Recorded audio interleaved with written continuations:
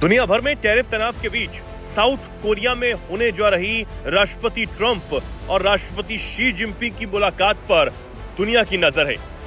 लेकिन उससे पहले अमेरिका और चीन के बीच बड़ी ट्रेड डील का फ्रेमवर्क भी तैयार हो गया, जिससे चीन को बड़ी राहत पहुंची।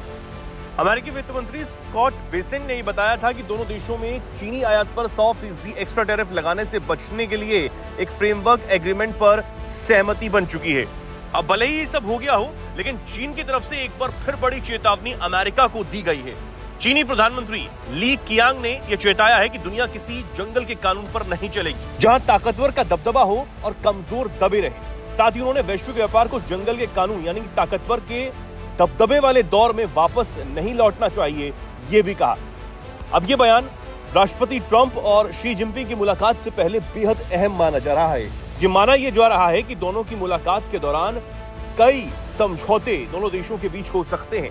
मलेशिया के कुआलालंपुर में आयोजित आसियान सम्मेलन के दौरान ली कियांग ने यह भी कहा कि आर्थिक वैश्वीकरण और बहुध्रुवीयता अब अटल है और किसी एक देश के एक तरफा फैसले दुनिया की स्थिरता के लिए खतरा बनेंगे। दुनिया को ऐसे दौर में नहीं लौटना चाहिए जहां ताकतवर कमजोरों को दबाते हैं।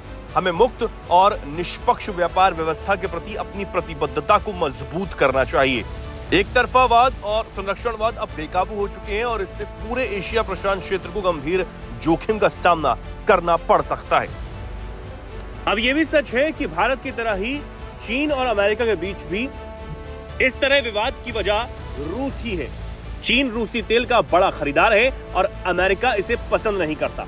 अमेरिका का यह कहना है कि यह व्यापार युद्ध के जारी रहने की एक बड़ी वजह है और इसी वजह से वो चीन को टैरिफ बढ़ाने की धमकी दे रहा है, जिसे चीन धमकी के तौर पर ही देखता है।